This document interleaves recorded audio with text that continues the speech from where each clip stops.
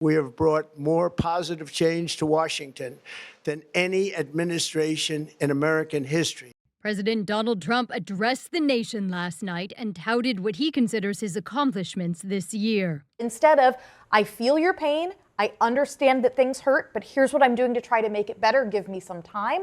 This message was, I'm awesome, don't you see how awesome I am? He repeatedly blamed his predecessor and Democrats for the country's woes, despite Republicans controlling the government. It is not the Republicans' fault, it's the Democrats' fault. Trump announced holiday bonuses for members of the military. He addressed affordability concerns by claiming prices were down. Consumer Price Index reports have shown a recent increase. Prices have not, in fact, fallen according to the broadest measure of the inflation rate.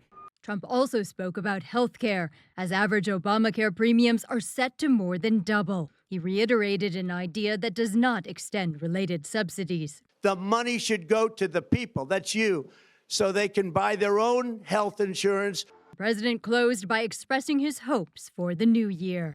When the world looks at us next year, let them see a nation that is loyal to its citizens, faithful to its workers, confident to its identity, certain to its destiny, and the envy of the entire globe. And the award for most surprising move in Hollywood goes to the Oscars. YouTube just struck a stunning multi-year deal with the Motion Picture Academy to carry the ceremony. YouTube will take over the rights from ABC beginning in 2029. The Academy said the new partnership will allow them to expand the global reach of the Oscars.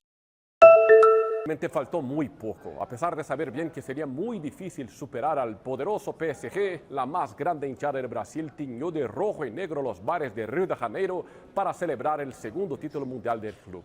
Por más que la prensa internacional no creyera, el equipo brasileño sí le dio mucho trabajo a los franceses, al menos con el balón en juego. Todos juntos con el equipo del corazón, nervios a flor de piel por Flamengo. El primer momento de tensión fue cuando Rossi intentó evitar el tiro de esquina y le regaló una pelota a Fabián Ruiz, que la mandó a la red. Para alivio de los fanáticos y del arquero, el VAR vio que el balón ya había salido por la línea de fondo. En la segunda mitad, la esperanza se apoderó de todos cuando el uruguayo Jordan de Arrascaeta sufrió un penal. Jorginho lo ejecutó y empató el partido. El título bien podría haberse decidido en el tiempo reglamentario y en la prórroga, pero la definición se fue a los penales. El uruguayo Nico de la Cruz le dio alegría a la hinchada. El tiro del español Saúl fue atajado por Safonov y el pueblo quedó así. Paro al travesaño, el mejor futbolista del mundo, Dembélé, volvió a hacer creer a los cariocas. Rossi logró atajar el remate de Barcolá, pero Pedro, Leo Pereira y Luis Araujo fallaron. El trofeo finalmente quedó en manos del PSG. Y así, el último campeón mundial de clubes de nuestro continente sigue siendo Corinthians de Brasil, que superó al Chelsea en 2012. Así pasa en nuestro país.